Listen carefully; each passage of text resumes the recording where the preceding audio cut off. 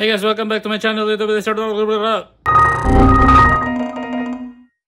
So this is gonna be our new update of our vlog. Ito, pakita ko muna yung bahay. This is our house. This is our new house. Apartment, I should say. We have our own tree. Technically, it's not our tree. It's on the other side of the fence. But it is near our house. Same pa rin. Lumipat lang ng bahay. Same work, nothing special. This video is about me having my license. Yay! So nakakuha na tayo ng driver's license natin a month ago actually. Pero ngayon lang ako magva-vlog. And this is my first vlog in a while. Hello, kumusta kayong lahat? Hello. Ayun, so finally magka-camping na tayo. Ang tagal ko nang iniisip to. Ang tagal na namin plano. Ayun nga kasi wala kaming sasakyan. Eh napaka stressful na mag-camp ng walang transportation. Train lang. Considering kailangan mo ng mga gears. It's not 4x4. So, punta lang kami sa mga camping area na accessible ng mga small car. 2,000 years later. Hello guys! Welcome back again. It's the day of the camping. Nakalimutan na naming mag-vlog kanina kasi medyo na-late kami ng gising. Pagod kahapon eh. So now, drive na kami papunta doon. And hopefully, hindi tayo masyadong late na makarating doon.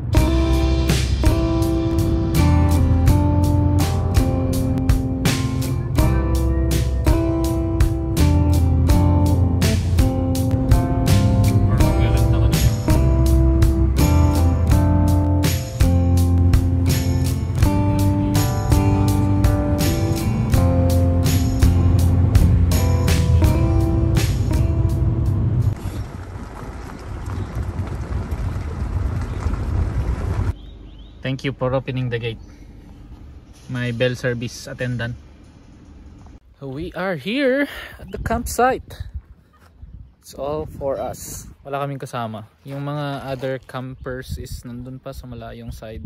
So solo namin tong campsite. Yeah! Let's go. Set up na kami ng tent. Time-lapse na lang namin ito.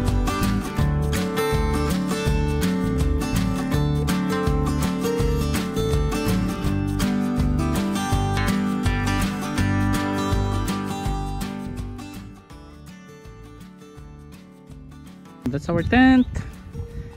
It's good for three people.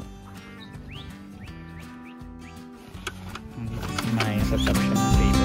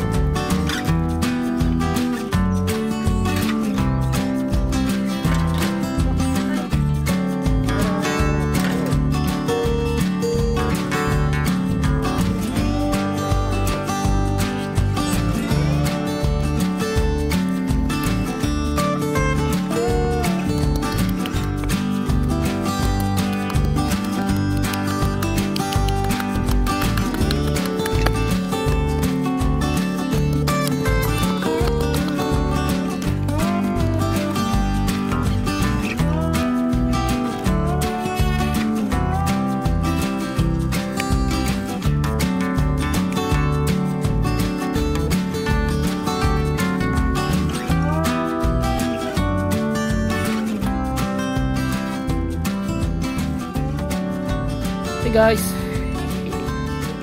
Tsura ko naman parang masyadong relax.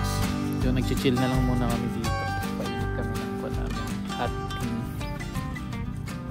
we're just watching the sunset.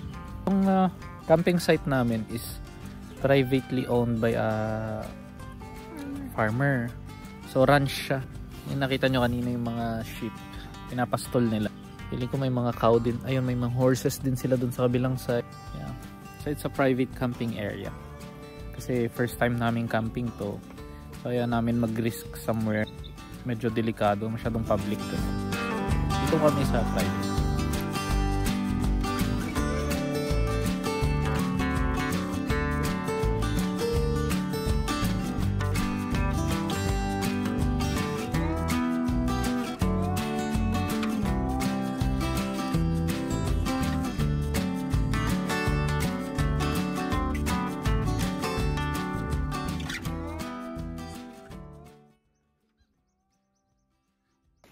Today's dinner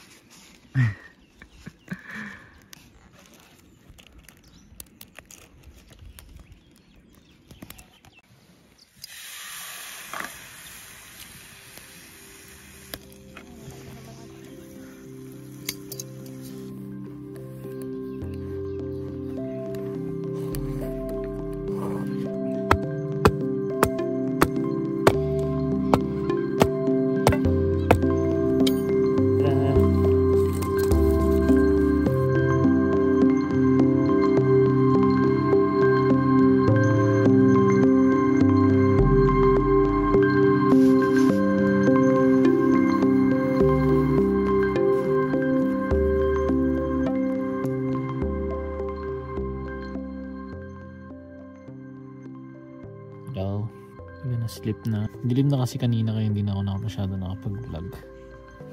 Pero we are in the tent. I don't know if you can see it. Naka-red light lang ako kasi masyado maliwanag yung headlamp. Yeah, good night. It's very cold. I think it's like 2 degrees at the moment. But our adhesive warmers are working well. Good night. Good night. Ah!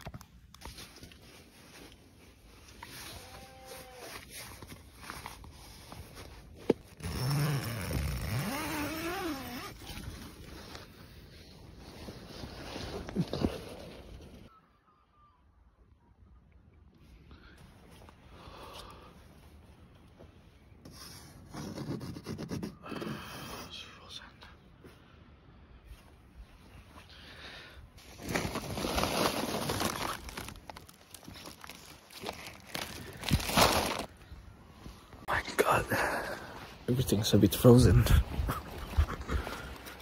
Good morning, guys. It's 3 degrees Celsius here at Malort. Hindi ko alam kung accurate pa yun, pero feeling ko mas malamig pa.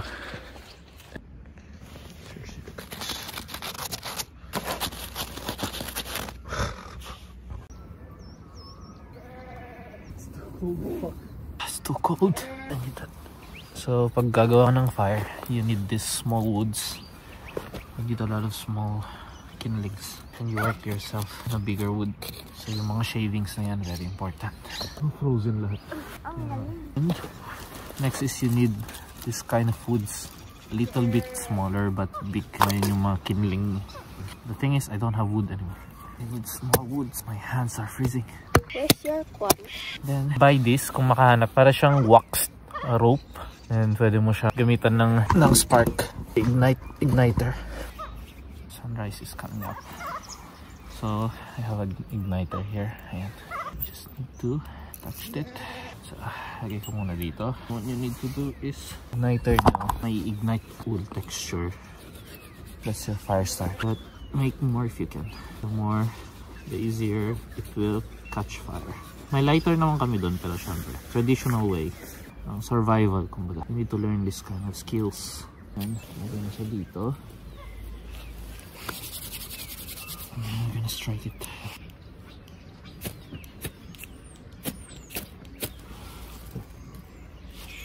Immediately put your kindlings. Immediately hide your sparker.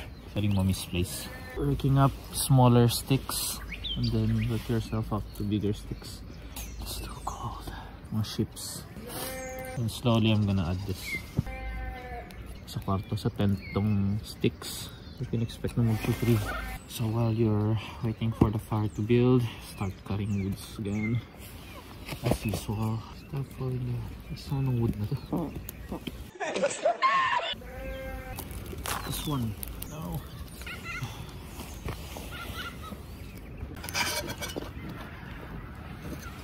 So nagdala kami ng sarili namin tubig.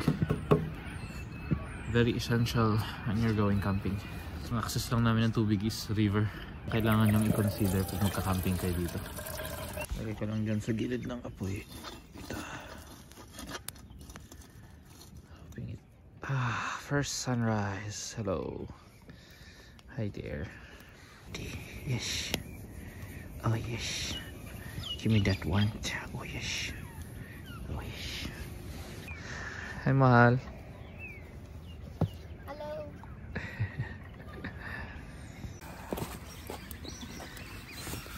Make some coffee with mocha pot.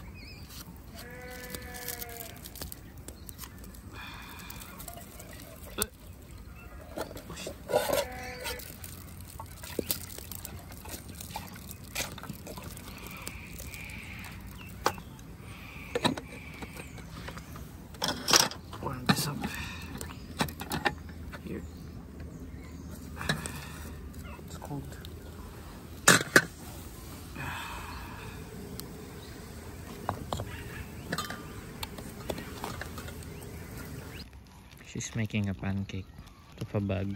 Outdoor boys. Outdoor girl. Hello. Hindi ka naman giniginaw, no? I will do it for the sake of the video.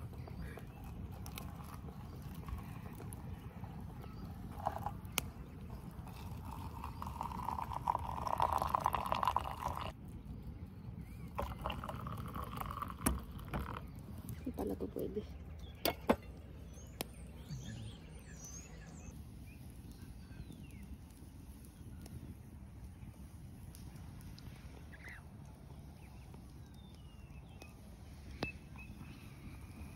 So I'm gonna use my portable canister stove. I need to cook it here. I've never used this one. I've never been able to use it. How do you open this? Lift the tab up. Yun yung cover. This is the stand. Literally stand it like that. Sure, your valve is off. And then you screw it like this. Hopefully it's not frozen inside. Oh my god. Then you lift it like this. Only problem lang dito sa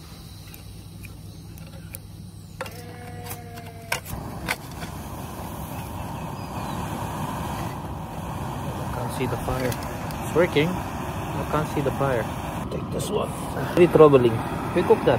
It smells so good. Doesn't look good, but it smells good. I think there's too much water here.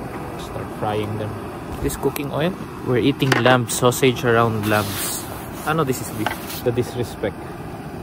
Yeah, I think so. Just cook it. Very portable. Very nice. I like this smoke. I like this one. This one I don't like.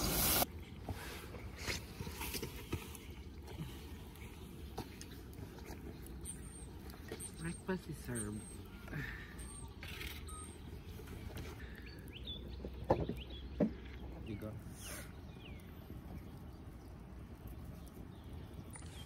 This is our breakfast. We got blueberries, beef sausage, avocado, pancake, honey, and butter. We got our coffees here. We got campfire. I feel warm. How's your food? Yan. Good. Mas maganda pala to eh. It's better than fork and spoon. I can hold it. You know how I got this scars?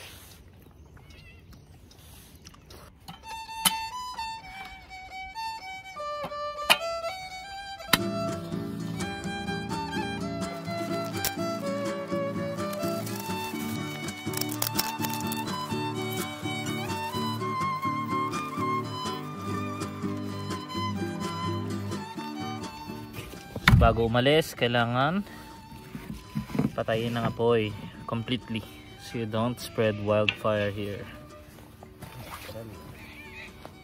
Number one rule when you come here.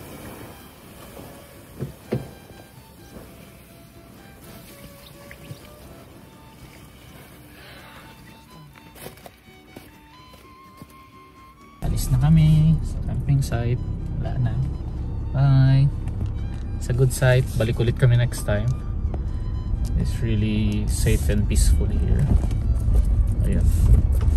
Biyahin na kami. Okay. May haciendera. Open your gate. So we have to close this all the time kasi may pinapastol silang mga sheep. So whenever, I think karamihang parang ranch or farm site, a campsite na farm is, you have to be responsible with this one. Kasi yun, kailangan nilang i-block yung mga ships. Ganda ng campsite to kasi may river dun. Naririnig siya tuwing gabi. So nice.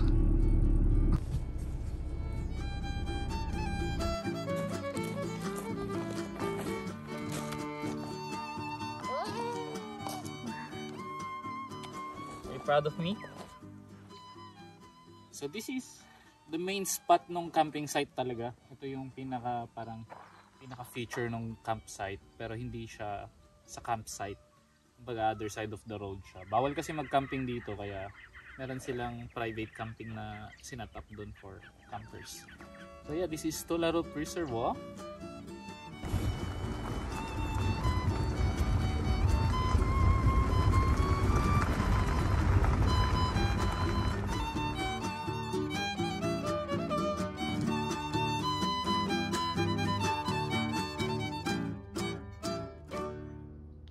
my God.